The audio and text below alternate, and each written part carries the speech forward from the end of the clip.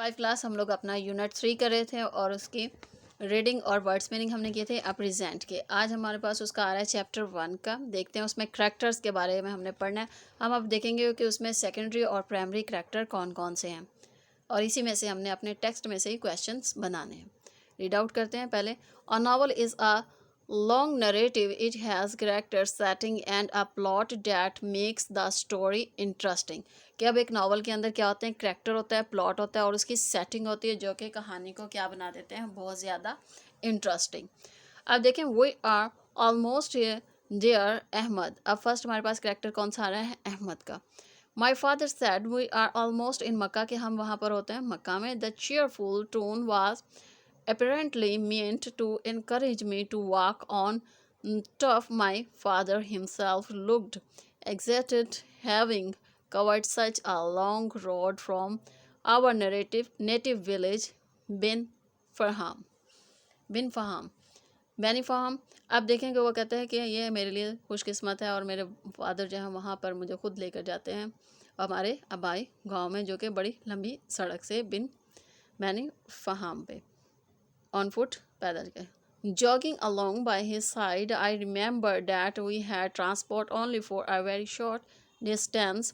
It was all my father, God rest his soul.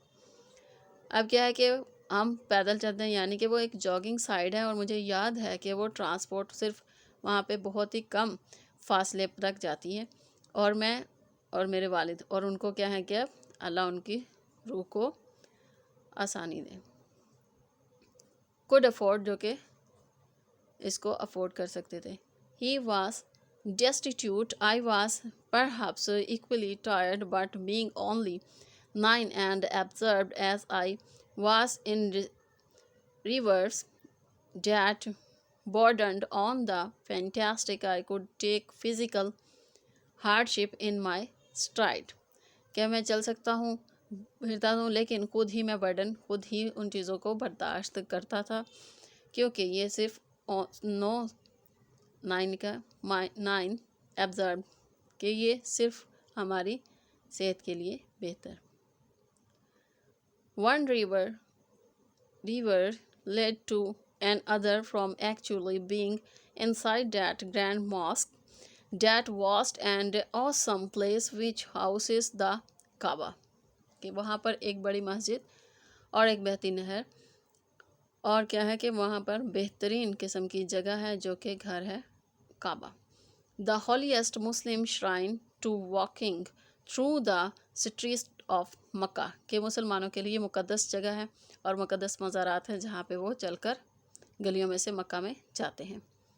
Lane with modern buildings, अब वहाँ पे जदीद किस्म की इमारतें हैं। And enjoying it rich markets, और वहाँ पे बहुत ज़्यादा मार्केट्स हैं। I had heard a lot about Makkah and had seen my mind's eye a Makkah full of delicious foods, sweets, peanuts, and rich deserts. Villagers returning from Makkah always brought samples of these, and I had always devoured my portion with great relish, particularly that special desert apple called pudding of paradise.